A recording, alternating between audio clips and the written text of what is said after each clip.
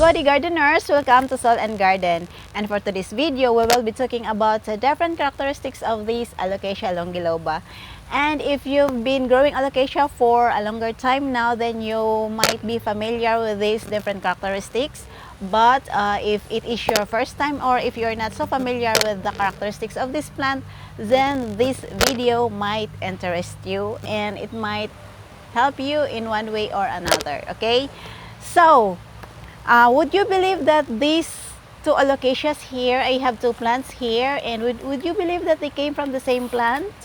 Yes, they are of the same age because they were given to me by a relative, and when they were given to me, there were two side shoots that are connected to each other, like this one here.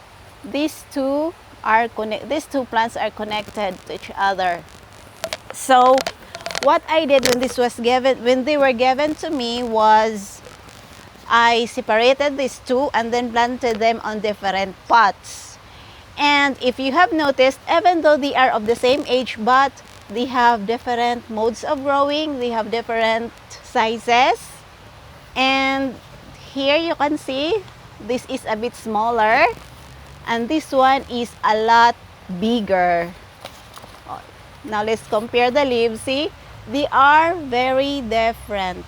Okay, so why are they different when in fact they are of the same mother plant and also they are of the same age?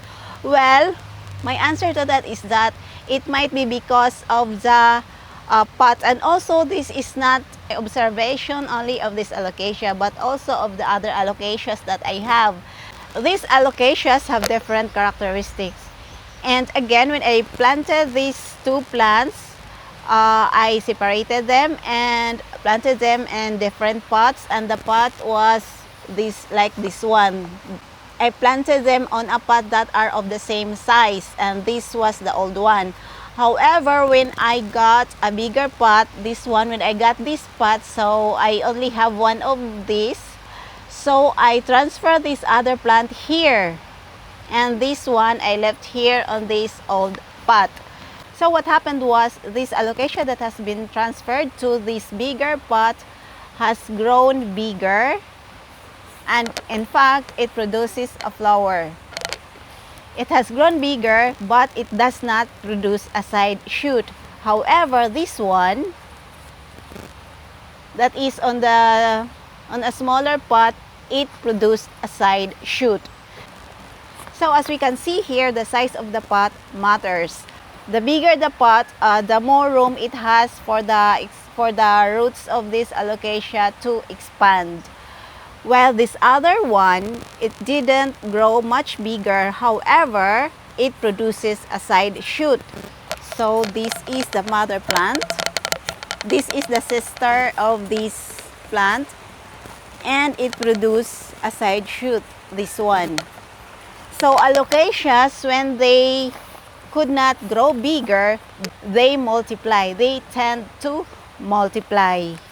Okay, so to sum it up, if you want your Alocasia to multiply immediately without getting bigger, then you can plant them in a smaller pot. But if you want an Alocasia plant to be bigger and to produce a flower, then plant them in a much bigger pot. Okay, so now that I have this baby Alocasia, I have this side shoot, I am now going to transfer these to a much bigger pot so that these Alocasias can grow as big as this one. Okay, so that's one characteristic of Alocasia that I find so amazing. When they are planted on a smaller pot, they tend to multiply much faster, but when they are planted in a much bigger pot, they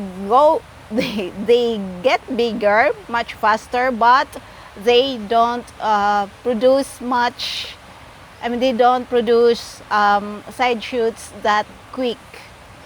Just like this one, it's only one plant here. Okay, so I hope you find our video interesting, and if you do, please give it a thumbs up so that more people or more gardeners will be able to find our channel. So thank you for watching and I hope to catch you on the next video. Bye!